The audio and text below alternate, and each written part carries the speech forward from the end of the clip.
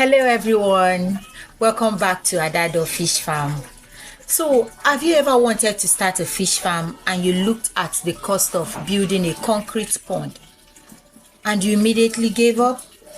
Or you don't even have a land to build an earthen pond, or you're living in a rented apartment?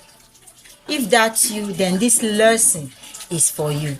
Today in this video we are going to talk about the plastic pond. We're going to know what the plastic pond is. We're going to talk about the advantages and the disadvantages, and we're going to know whether it's the right choice for you. Join me on this journey. A plastic pond is a strong plastic tank specially made to hold water for raising fish. You can find them in different sizes, shapes, colors.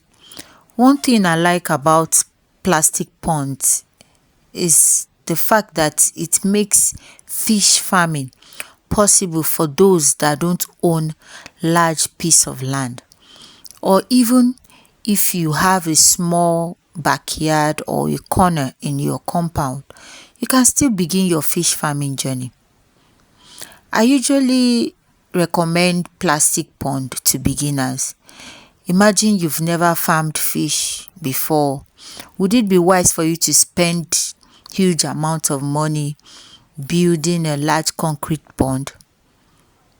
Probably not. A plastic pond gives you the opportunity to learn the business with less risk. It's also suitable for students learning fish farming, or families who want fresh fish for home consumption, and also people living in rented apartments where permanent structures are not possible. So anyone who wants to start small and expand later, a plastic pond is the best bet. Remember, every successful fish farmer started somewhere. So starting small is not a weakness. It's often a smart business decision. So let's talk about the advantages of plastic ponds. So personally, I love plastic ponds because they are very easy to install and there's no need to dig the ground or hire builders. Once you buy your pond, you simply place it on a level surface and you pipe from your water source to the pond, and you also pipe from the water outlet to your drainage. You wash it, fill it with water, and prepare it for stocking. Secondly, they save space. If you have a small compound, plastic ponds can fit where an earthen or concrete pond never could. And thirdly, they are very easy to clean. When it's time to drain the water or clean the pond, it's much easier. You don't need any machine to take out your water. You just open up your outlet and the water flows out to the drainage. Or when you want to fill in your water, you just open your tap and water goes into the pond. Also, you can observe your fish easily because the pond is smaller. You can quickly notice if your fish are feeding well or if something is wrong. Another advantage is portability. If you move to another apartment or you want to rearrange your farm, plastic ponds can be relocated. Then finally, plastic ponds are excellent for learning. They allow beginners to gain experience before investing in larger systems. Like every other pond type, plastic ponds also have their own disadvantages. The first is limited space. You can't stock as many fish as you would in a large earthen or concrete pond. Like the white square pond we use in the farm can only take 80 to 100 adult fish. Secondly, the water heats up faster. On a very hot days, the water temperature may rise quickly, which can stress your fish.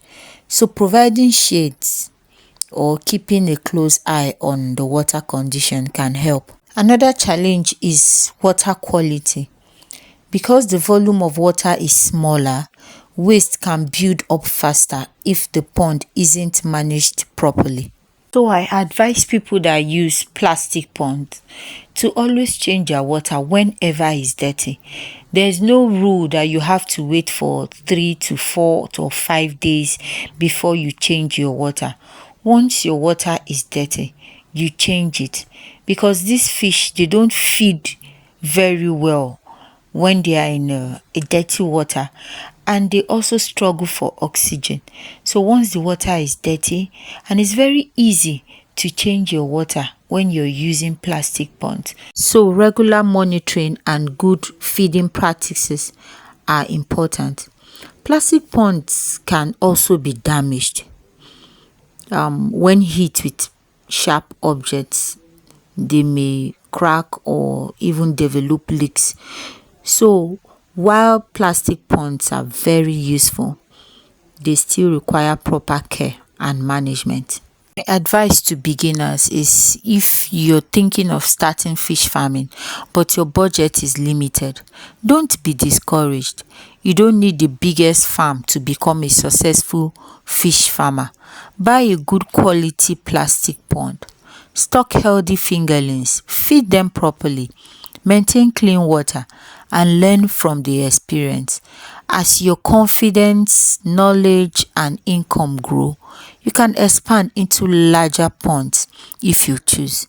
Remember, it's not the size of your pond that determines success, it's how well you manage it. I hope this lesson has helped you understand plastic fish ponds better. If you find this video helpful, please like it, subscribe to Adado Fish Farm, and share it with someone who wants to start fish farming. In our next class, we'll be talking about another type of pond and comparing them with the other pond types we've discussed. Thank you for watching, and I will see you in the next lesson.